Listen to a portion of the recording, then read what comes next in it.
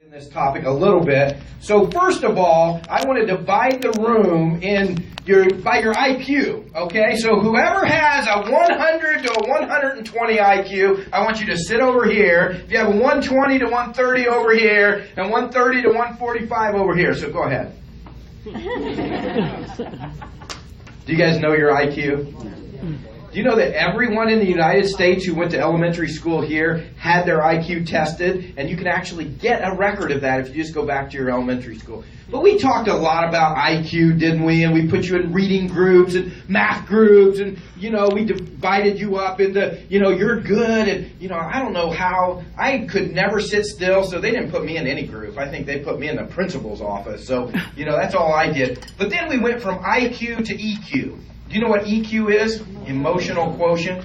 Men, Brett and I, we have none. We have no emotional quotient. So, most men are not very high, actually, on emotional quotient unless we've taken time to really try to understand and develop our right brain.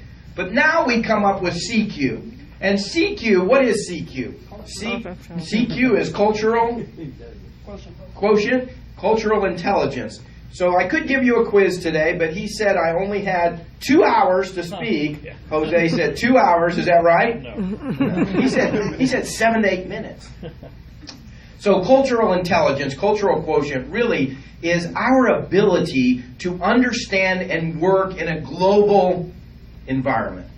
Doesn't mean you're working overseas, doesn't mean you're going overseas, it means you're working in a global environment. I just have heard that Orlando had about 62 million visitors last year, and about 20% of those were internationals. So what is cultural intelligence, and how do we get there? So really, it's all about business leadership. And it's a four-dimensional framework that looks at, first of all, are you motivated to understand people from other cultures and other languages? Because if you're not motivated to understand different people in a different environment, you might as well get up and go home, right? But second, you have to say, so what's my cognition? What do I know? What have I been told? What have I learned? What have I read online? And then, really learned. But the third thing is your metacognition.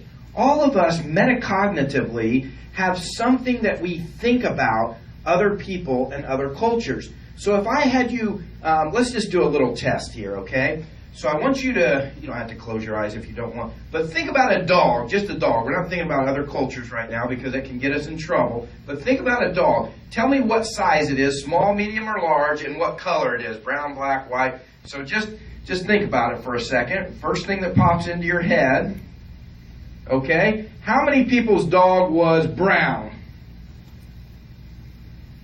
Okay. How many black? How many white? Okay. How many's dog was small? Medium? Large? Okay.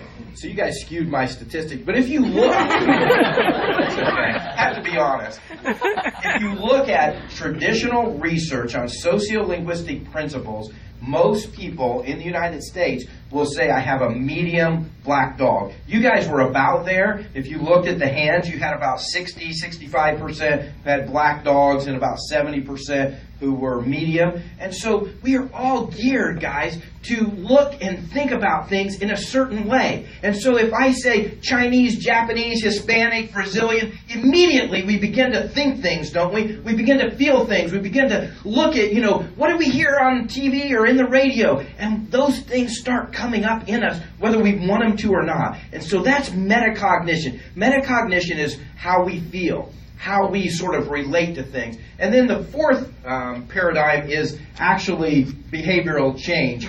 And when you have behavioral change, we think you have effective leadership. So effective leadership, as it says here, you want to manage diverse teams. So you have teams, I guarantee you, does anyone in the room not work with somebody from another culture?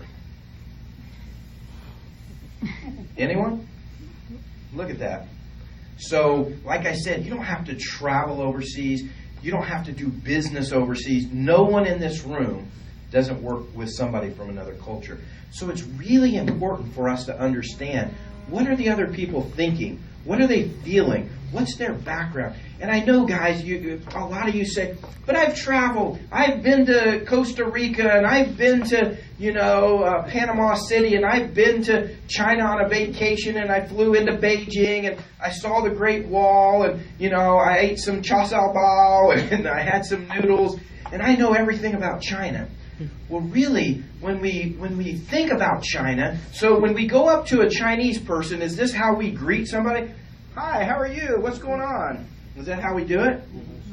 And if we do not understand, that's just a simple greeting. So in China, one of the things, intrinsically, I'm going to have a lighter handshake. I'm not going to look at his eyes. And those kind of things in business and in interacting in sociolinguistics, it goes a long way to really helping us pave the way for, us to be able to do business, to relate, to open doors for us. So I can't go through all of these things, but you can get this. I'll put it out online. You guys put it out online too, because I only have 7 or 8 minutes. But how does it impact you? How does it impact you positively or negatively? If you want to grow your business, if you want to develop, we really do have to understand other people from other cultures and how they think, believe, and act. And that's why we have a panel of cultural experts here today who will help us to understand some of those cultures. Very good.